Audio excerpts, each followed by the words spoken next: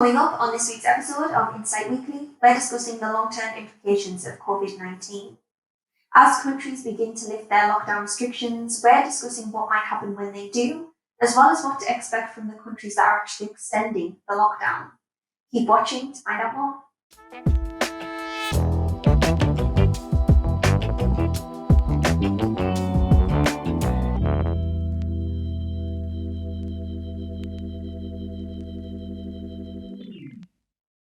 Hello and welcome to another remote episode of Insight Weekly. Remember, if you enjoy our content, please like, share and comment and let us know what your key takeaways were from this episode. This week, the team are discussing COVID-19.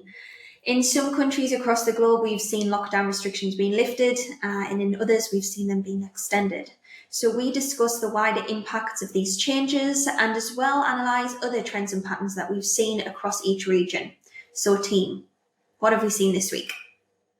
Yeah, so I guess I can start. So in regards to lockdowns in the Americas, most countries are still having quarantine measures, and little has there been in regards to lifting sanctions or quarantine measures. It's more at a local level. So some villages, say in Honduras, who were in quarantine before, are now thinking or have lifted restrictions. While in the larger picture, say with the United States, you've had President Trump calling for measures to be lifted to restart the economy, but it's not sure if he has the power to do so, and it's put him at odds with some governors of some states, like Governor Cuomo of New York, who said that he wouldn't lift the sanctions until they were ready and for the health of the people. But I think that might be kind of different in Europe, isn't it, Aaron? So in Europe, quite a few countries actually announced to gradually lift lockdown restrictions. One significant one is, for example, Germany, who has announced that next week, small businesses will be able to reopen. In Denmark, children can return to school. Similar scenarios in Austria and Finland, for example. At the same time, however, there's also been countries who have extended their lockdowns. And I think it's interesting for us to monitor, where this leads in terms of social unrest. I haven't seen an increase in social unrest on a mass scale, but there have been some incidents that stood out to me. Of course, we have seen a lot of attacks on police throughout the crisis, especially the coughing and the spitting incidents, which are also widespread in Europe. But this week, there have been significant attacks on police. For example, youths were throwing rocks at police in Utrecht, the Netherlands. A similar incident happened in Frankfurt, where police tried to disperse a group and got attacked with rock-throwing youths. And in Belgium, there were large riots after a police chase ended in the death of a teenager. All these events occurred because of the COVID-19 lockdown in a way, because police were enforcing the measures. So indirectly, the lockdowns are already causing a lot of attacks on police and social unrest. But right now, these are located in areas, in neighborhoods where there is already a lot of animosity against police. So not really widespread social unrest. So have we actually seen any other police attacks or violence against police across other regions? Yeah. So we have seen, the problem with police violence really is, something that's enduring across Africa. But there are concerns, like in Senegal, for example, where because quite a few cities or regions or states are placed on a lockdown because because taxi drivers are one of the sectors worst affected. So in Senegal, there's an incident recently where a taxi driver tried to force his way through a checkpoint. So I think these are the types of incidents that we will see. I don't know if you'll see any similar attacks anywhere else in the world. Yeah, I think like in the Americas, sorry, Max. In the Americas, we've seen similar attacks on police, and I think like it's been said, it's because I feel like it's because they're the face of the quarantine measures. So they're the ones enforcing them. And so in Argentina, we've seen a few police officers being attacked and kind of having to retreat out of certain neighborhoods because the population doesn't want to follow these quarantine measures. And usually the police officers are outnumbered, and so they can only do so much. But I think that's probably one of the things that we'll see is kind of an increase in violence against police, just because social unrest will increase as quarantine measures are extended and people become desperate. Because there's certain things that, like food shortages and things like that, that are already taking place, and so leading people to kind of react in more violent ways. Sorry, Max, go ahead. No, I was going to say, probably worth reiterating what Aaron was just saying, actually, is I found in my own region, a lot of these attacks on police have taken place in situations or environments where there already were attacks on police, or at least there's already a very poor relationship between the residents of a key area and police themselves. So like in Israel, I've noticed quite a few clashes between ultra-Orthodox Jews and Israeli police in places like Bet Shemesh and Mea Shearim in Jerusalem. And yes, these are clashes directly as a result of COVID-19 lockdowns, but there is already a very poor relationship between the ultra-Orthodox community and the police. So it's not like, so yes, COVID-19 has caused these clashes, these specific clashes. The tensions were already there. And this has been, I think I've seen this in a few areas now, but particularly in Israel, where they're really struggling to actually enforce these lockdowns. Yeah. And Max, in terms of kind of your region with the Middle East and stuff, how has COVID kind of affected the conflicts that are already going there in say, Syria and things like that? Yeah, it's a really good question, because I remember when I first saw the COVID-19 outbreak in China and first started tracking it there as a group, I remember thinking how this would affect conflicts in places like Syria and Yemen, and finding it hard to comprehend how this would, go from Wuhan city in China to affecting Syria. But yeah, it has had quite a big impact, actually, at least at a political level. So in Yemen and Afghanistan, actually, we've seen some form of coordination between the opposing sides relating to COVID. So, for example, in Afghanistan, the Taliban have agreed to let health workers into Taliban-controlled territory if there's a COVID-19 outbreak. But again, this is quite a vague agreement. There's no real written agreement here, so it's quite hard to know exactly what they classify as an outbreak. And also in Yemen, we've seen the Saudi-led forces announce a ceasefire, which the Houthis agreed to because of COVID-19. But I couldn't help but notice, since they announced a ceasefire, fighting seems to have carried on at the same rate it was before. In fact, just yesterday, some ballistic missiles were fired at a city called Marib in central Yemen. So yes, there has been ceasefires at a political level, but on the ground, I'm not 100% sure if these ceasefires, and as a result, COVID-19 has really significantly impacted the fighting. But it's definitely worth keeping an eye on the impact of COVID-19 on the refugees and the civilian populations, because in countries like Yemen in particular, and Syria, especially in rebel-held Syria, the medical infrastructure is absolutely decimated. So whilst COVID-19 perhaps won't affect the actual fighting itself as much as we may expect, I think it could potentially have such a huge impact on these civilians who are completely vulnerable to even a minor outbreak would spread rapidly through these refugee camps that are littered across the region. And Max, have you seen any incidents where hospitals or healthcare workers, ambulances have been targeted? In these war sort of countries where there's civil wars going on. There's been a handful, but generally, I think both sides have attempted to. Both sides in these conflicts have attempted to at least abide by sort of what would be accepted as right and wrong in international media. So there's not been. I wouldn't say it's been a prolific theme. There's been some isolated incidents, but again, it's not like they're being specifically targeted a lot of the time. We were saying that actually in Pakistan, I have seen some clashes with aid distributors and NGO groups in general, where people have become frustrated, perhaps that they weren't eligible for aid, and as a result, they fought with the distributors at an aid center.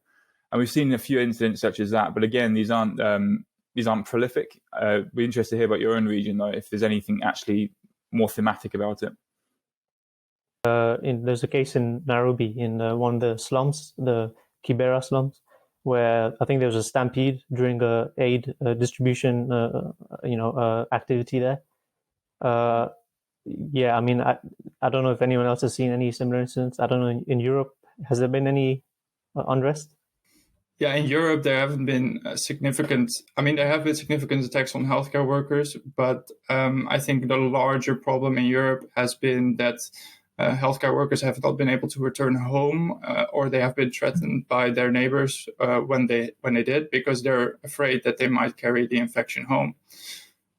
So I've seen quite a few incidents where healthcare workers would receive death threats or letters saying they should get out of the apartment, or otherwise it's their responsibility that people get sick. And has there been any protests? Because in Nigeria, for example, President Buhari, he recently extended the lockdown in Lagos, Abuja, and Ogun states for 40 more days. Other states have taken similar measures, such as curfews. And there was a case where there were protests against the extension of a lockdown in Delta State. I don't know, Aaron, if you've seen any cases in Europe where has there been any protest linked to the extension of the lockdown? I think so far people are very compliant still and in support of their governments in general. There have been reports, for example, by French intelligence within the police, that French protesters are already planning protests for when the lockdown will be lifted. So they're actually waiting for the lockdown to be lifted to start protesting. Yeah, it's the same in my own region.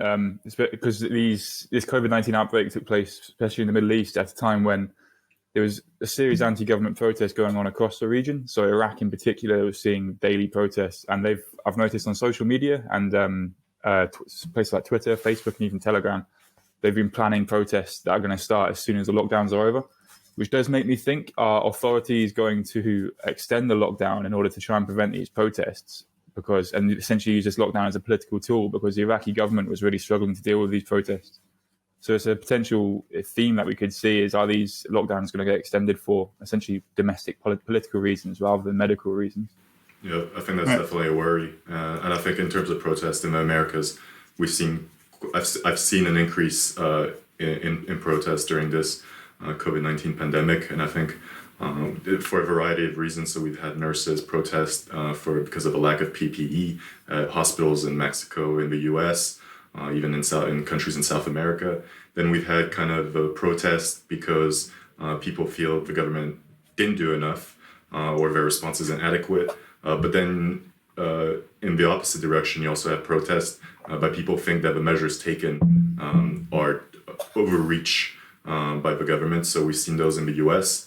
And kind of people have started changing the method they protest because of social distancing rules and things like that. So seeing quite a few drive-by protests where people just gather in cars and drive around, say the governor's mention in a certain state to demand the lockdown restrictions be lifted. Or we've also seen quite a few protests regarding prisons or immigrant detention centers, especially in the US, where people are protesting to demand the release of prisoners, especially nonviolent, for those who've committed nonviolent crimes, or for those that were arrested by immigration and customs enforcement in the US regarding immigration status.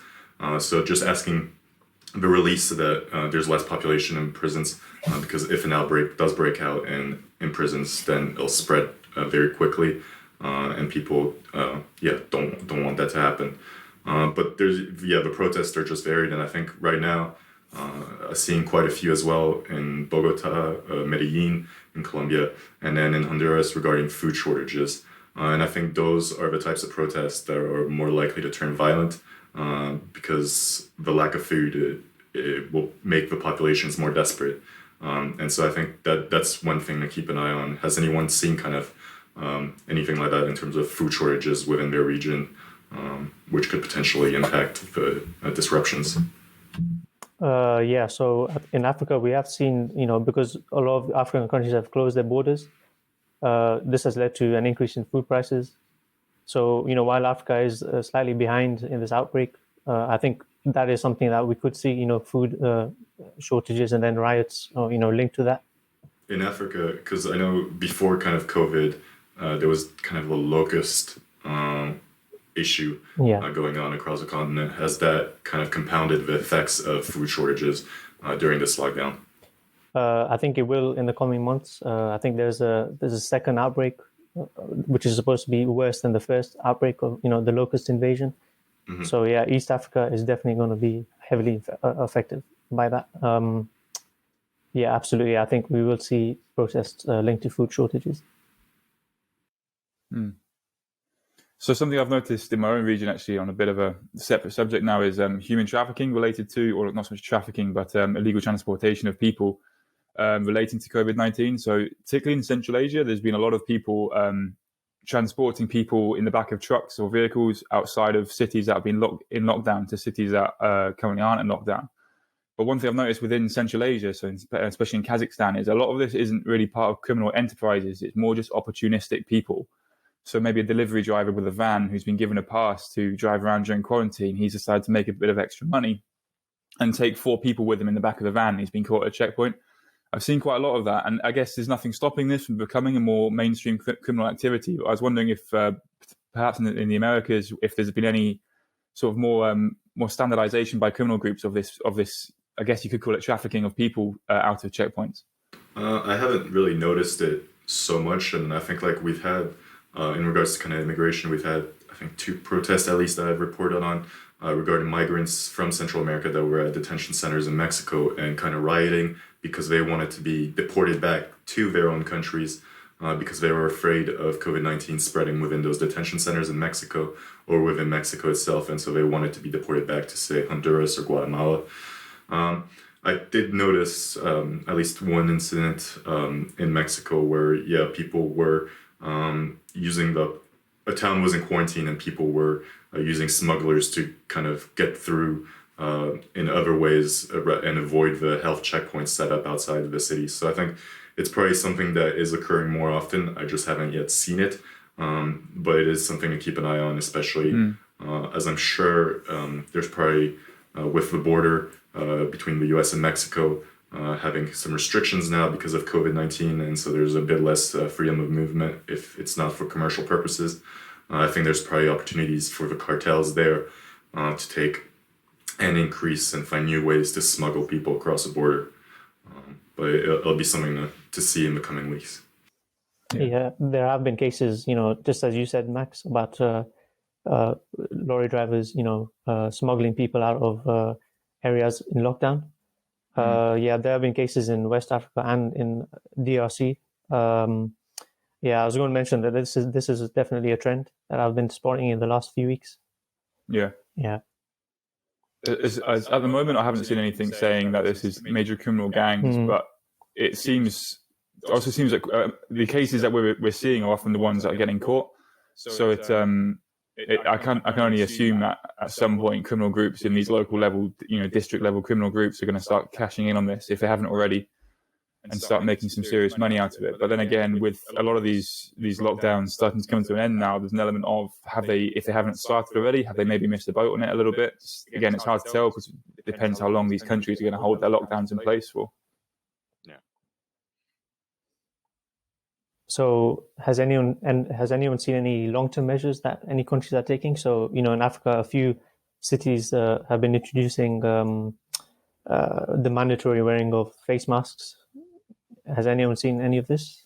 Yeah, I think in South America, we've seen it with quite a few cities and things like that where face mask, but mostly regarding kind of public transport, so on buses or the metro, people being forced to wear face masks. So I think that and I think this whole crisis will lead to kind of, well, we'll see, but a shift in terms of kind of hand sanitizer, hand washing, things of that nature. So I think it's just this crisis definitely has shown the shortcomings of kind of countries and healthcare systems and things like that. So I think things will definitely change in the future. Yeah, I mean, I think these sort of long-term measures are definitely important because this virus can't be eradicated completely, and the whole point of these measures being taken is that we slow down the virus. So I don't think in Africa we can. I think we'll see more protests if there's more lockdowns in the future. So that's something that I don't think I can see happen. I can't see the population accept that as well. So I think that even the population, they'll be looking for the right balance between measures being taken to counter the spread of the virus, but also measures that don't impact economic activities too much. So in terms of the mask wearing, those countries in Europe that have announced to gradually lift the lockdown restrictions, they usually have a form of or an advice to wear masks or a mandatory rule to wear masks. Sometimes this can work, but it's also been problematic. For example, in Czechia, Czech Republic, that was kind of the first countries who did made it mandatory for people once they go outside to wear masks. The problem was that there weren't enough masks, and you would be fined once you didn't wear a mask. So this already started up a lot of frustration amongst the population. So it can only be implemented once there are enough masks, and I think that's still a big problem. Yeah, absolutely. Thank you very much, team. That was a really insightful insight into what's been happening across the globe in the last 7 days with regards to COVID-19. And remember, we do have a live, interactive, free map available that provides you with all of the most recent incidents with regards to coronavirus. I'll leave the link in the post so that you can visit that site. Remember, we're not just looking at the most recently reported cases. We are identifying any social unrest, any indicators of economic stress, as well as any political developments as well. So thank you very much for joining us again this week. Please don't forget to share our content, and we'll see you next week.